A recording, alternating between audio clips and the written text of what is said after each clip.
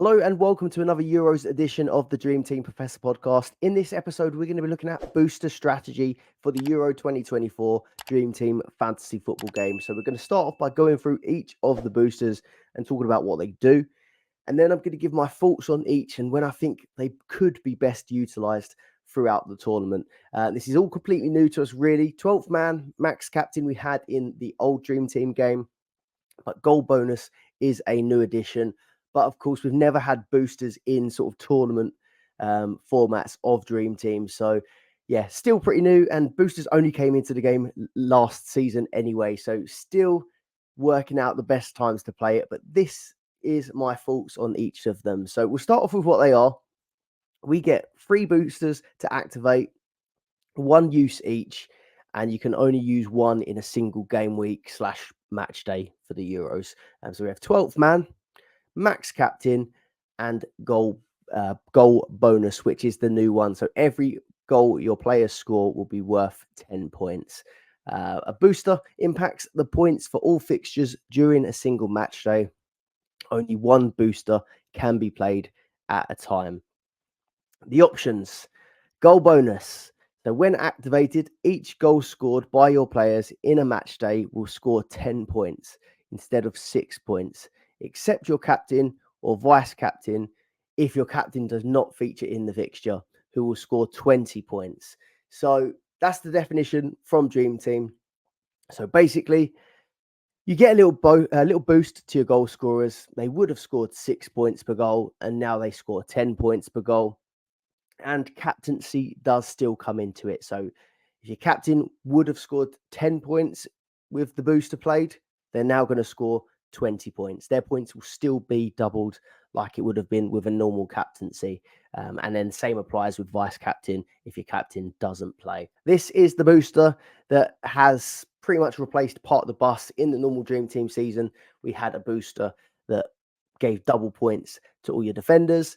They've not gone as far to give us double points for the strikers, but obviously these strikers are more likely to score more highly than the defenders were in the previous game. And of course, they can score more points per goal. It's not for all of the points. It is just per goal. So initial thoughts on that one we'll come to in a minute, but we'll stick with the definitions. 12th man, same as before. So when activated, you can add an additional player to your team who will earn you additional points for a match day. He can be of any value or position. He can't be your captain or vice captain. I think that's the most important part when deciding. They cannot be your captain or vice captain. So if you were looking to bring in a player that you think would be really good for a certain game week, you wouldn't be able to captain them. So you may want to consider actually having them in your team if you did want to captain them, and 12th man in a different player. And then your max captain, when activated, your player with the highest points at the end of the match day will retrospectively be made captain and awarded double points. The standard captain and vice captain feature will be disabled. So I just wanted to say about this one, because this was the one that sort of threw up the most questions throughout the normal Dream Team game for me when filming videos. Had a lot of people asking or thinking that their max captain hadn't been activated. What happens when you do play max captain? Your armband will move around the pitch to the player that is scoring the most points in that game week so far. So a lot of people got that confused. A lot of people thought the max captain last season was kind of extra points for the captain, more points than a normal captain. It's the same amount of points that a captain would get. That player gets double points, but it can move around to different players. So if Harry Kane is was initially your captain and he's scoring the best, but then someone plays later on and they outscore Harry Kane, the armband will move from Kane to the player that is scoring more than Harry Kane. So the armband will move, which will see your current captain drop down. Their points will half if someone overtakes them, but then the new captain will then be on double points. So it's one of these ones where until you've played it, it's that hard to imagine. But basically, it's a moving armband around the pitch to the player that has the most points at that time. And then by the end of the game week, you would have captained the highest scoring player in your team. So we'll go through each of these one by one. So 12th man, very familiar if you did play the previous Dream Team game. I didn't have a good 12th man in the previous season. I think mine ended up with Darwin Núñez. And that's one thing that's different on this one as well. So the main thing we were saying on the normal Dream Team game was you have to play your boosters in a double game week to maximize them. But obviously, there are no double game weeks in this Euros game. So we just need to pick what we think is the best week to bring a certain player into our team. I've got the fixture ticker from FF Stuff up on the screen because I think it's a little bit more helpful when having a look who you want to bring in. But my initial thoughts, the obvious thinking would be to give yourself 4 premium strikers, because I feel like one of the biggest decisions at the minute is sort of what front three to have, because we've got Kane, Mbappe, Lukaku, and Ronaldo, who are all very, very good options up top. But of course, you can only have 3. So I feel like the probably most popular and most obvious option will be to get all 4 of these into your team for a certain week. Ronaldo, Kane, Mbappe, Lukaku. But you still have to decide what week to do it. So it can be any value player. So what you could do is make your 12th man your most expensive option. So, for example, if you made your team without Lukaku and then you brought Lukaku in as a 12th man, that's absolutely fine if you didn't want Lukaku for the next week. But you're going to have a big chunk of budget tied up in your team because you're going to have Kane with 7.5, Mbappe 7.5, and Ronaldo at 6 million with your 12th man at 5.5. Whereas you could maybe put Kane as your 12th man. You'll have a cheaper front three, but then you'll be able to have more expensive players elsewhere on the pitch for that week. The only downside is if you make an Mbappe or Kane your 12th man and you do want them longer term, you'll have to transfer them in, which is one transfer. And you're probably going to have to downgrade somewhere as well, which is going to be your second transfer. So just remember, you'll give yourself more budget that way for a certain week. But to reverse it, you're going to kind of have to use extra transfers. When to play it? So I do like it for match day 1 because a lot of the big teams have good fixtures. You've got Germany playing Scotland. You have Italy playing Albania. You have England with Serbia, Netherlands with Poland, France with Austria, Belgium plays Slovakia, and then Portugal have the Czech Republic. So those 4 big hitters that I mentioned have good fixtures. Italy looks good as well because you could bring in one of the Italian players, but then you might not want them for Spain the week after. But then you don't have to use a transfer to get them out. They'll just disappear. And then the same with Netherlands. They play Poland, but then have France the following game week. So you could bring in a Memphis Depay, for example, or someone from the Netherlands, and then you don't have to take them out for the France game the week after. They'll just be removed from your team. However, although they do have really, really good fixtures in game week 1 for you to target, that also makes it a good game week for some of the other boosters, because all of these boosters are pretty much focused around attack.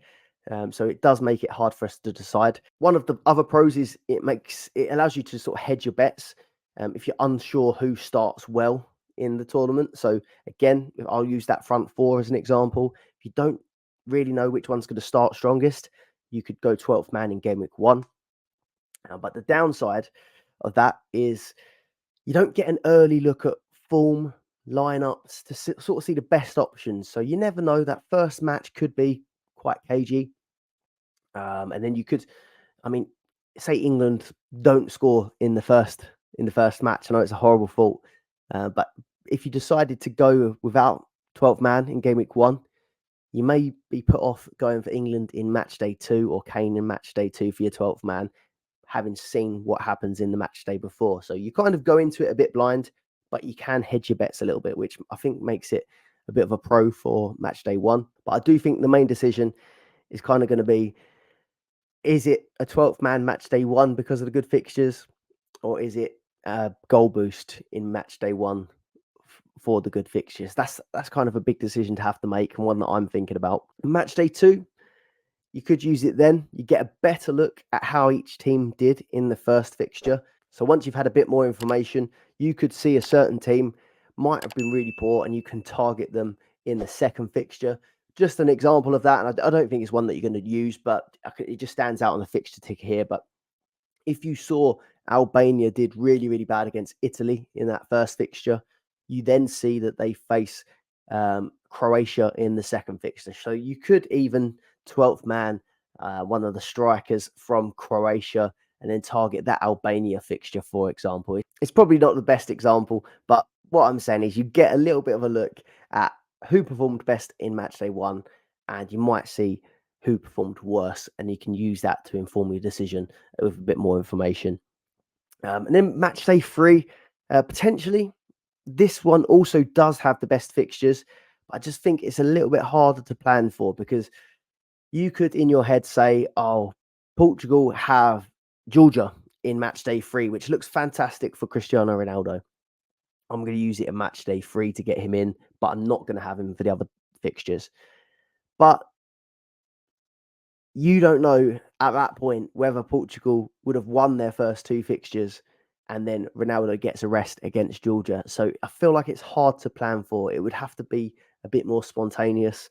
And then you could get to game day three or match day three and decide that actually I don't want to use it. And then you have to sort of kick it down the road and use it at another time. So I feel like the longer it goes on, the harder these things are to plan, the more moving parts that there are. You could still save the 12th man for the knockout rounds. You'd, of course, have more information or loads of information by that point on each team and the players. So you'll have a good idea of who's going to be good players to bring in for this 12th man. You also won't need to use a transfer to get a player out if they've been eliminated. You could go for a player that you don't think is going to win the tie, but you think they might do well, and you wouldn't have to remove them if they got eliminated. But again, you just can't plan for it.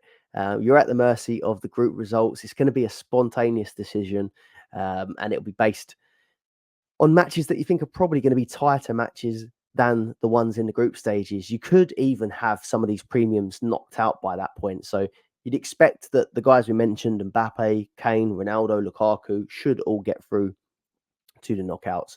But strange things can happen in tournament football.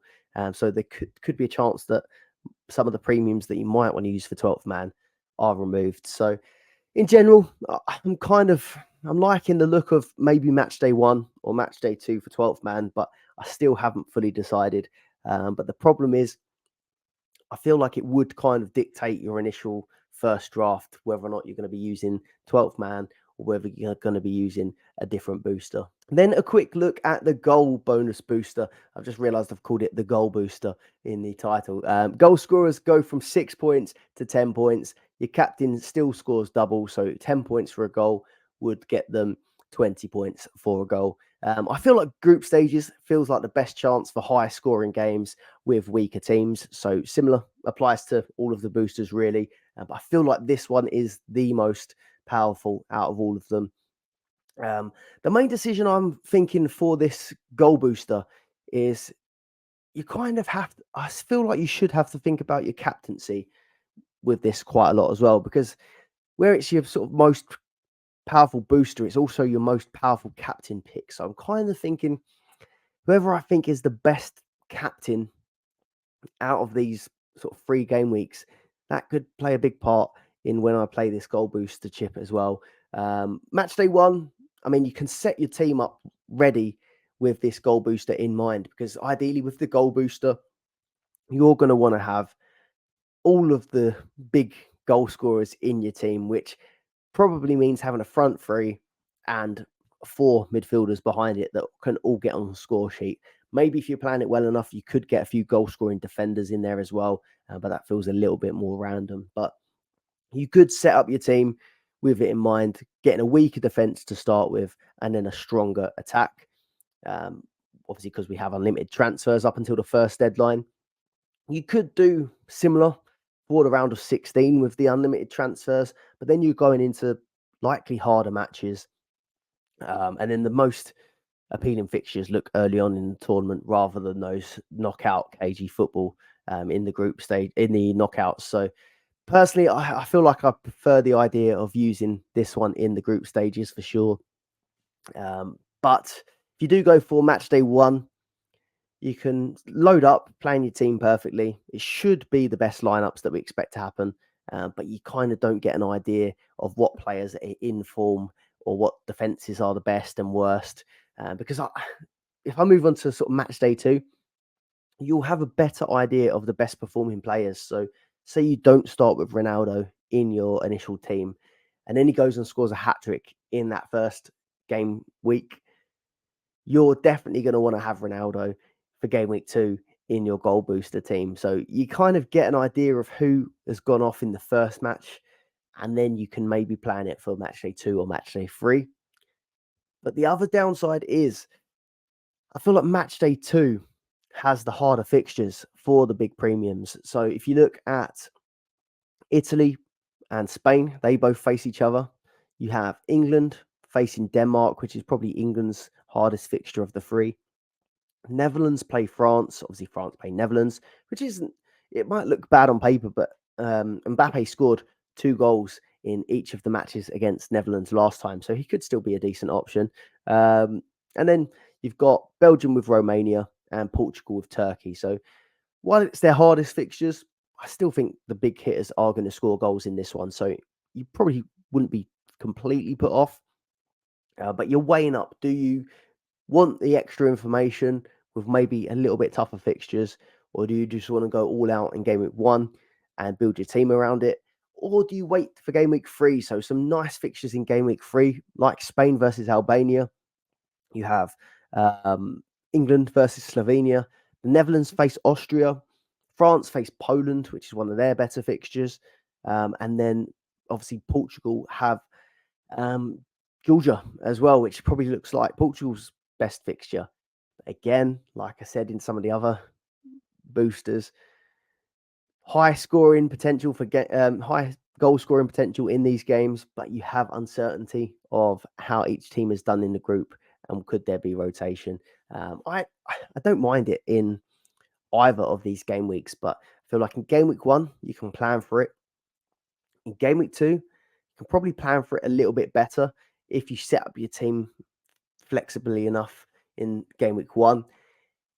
Then game week 3 looks like it could have really, really, really good potential, but you're kind of at the mercy of what happens in the previous fixtures.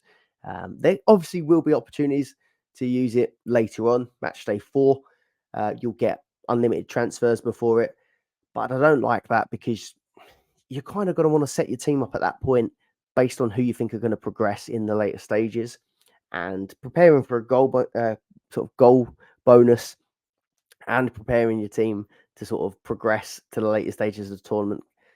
It kind of feels like it's too much to concentrate on for me. And I think the games are going to be a lot tougher in the groups, a lot cagier. So I feel like this booster is going to be best used in the group stages, but I'm still deciding out of the 3 which one I'm liking the most. Let us know in the comments what you're thinking for these first 2 boosters, the 12th man and the goal booster or goal bonus, sorry. And then the last one, max captain. So the highest player in your squad automatically becomes your captain. You'll see the armband move around your team as the games progress, and it will end up on the highest scoring player in your team. Normal captain, vice captain will be disabled, so it will only be the max captain that moves around. I'm a bit less fussy about when I use this one, to be honest. I feel like because this booster makes the decision for you almost, you just play it and then it decides how to make it effective. I feel like the timing is less important. Obviously, you want a week where you've got good potential for points, but I feel like this booster can pick up some sort of freak high performers in your team. For example, like if you'd have played it that week where Vardiol scored a brace for City, you would never have predicted that, but you would have ended up with a really great captain. There's been a few times like that. There was a week where Doku ended up with something like 40 odd points in Dream Team. So there can be weeks where this max captain, regardless of when you play it, picks up really good points for a certain player that you wasn't expecting. So I feel like this one, I'm a bit less fussy of when I use it, because even in the groups, if there's a group game, in the knockouts, if there's a knockout game where a team wins 2-0, but it's not the most attacking game, this sort of max captain will give you the best possible captain. So yeah, I'm a little bit less fussy. I see this one as an insurance policy, really, when there's a hard choice to be made, which there will be throughout the groups as well, because with the big hitters, there's already a few weeks where I'm kind of torn on captaincy. So obviously, first fixture, you might be deciding between Harry Kane from England as your captain, or maybe going for Mbappe from playing for Austria. That's a hard decision to make. And if you play the max captain, you'll get the decision right, basically. You could say that about pretty much every game week if you've got a 50-50 to make, or a few different options for captaincy. So, yeah, less fussy when to play this one. I think even in game week 3, so match day 1, match day 2, I think the same reasons apply as in the previous slides. But match day 3, if there does end up being big rotation or players rested or reduced minutes. Say a Harry Kane or Ronaldo gets subbed off early at like 50 minutes when the game's done. Um, you could still get a max captain somewhere else in your squad. Your vice captain or your normal captain won't matter. You can pick up the best point scorer. So I think game week 3 could still be okay for that one, or the group stages. I'm less focused on game week 1 or game week 2 for this one. I might just wait and see how this max captain one lands. So that is everything for my booster breakdown. I haven't told you exactly when to use each booster because, quite frankly, I don't even know. I've seen a lot of videos out there that you must use this chip in this week and you must use this chip in that week. I don't think you do. We've seen in the previous Dream Team season that there's plenty of different opportunities, and they don't always land as you expect them as well. So a lot will depend on what you do with your first draft. But I've given you my thoughts, and I hope that it will help you make your decision when to use your boosters. That is everything for this episode. So thank you very much for watching, and I'll see you on the next episode. Goodbye.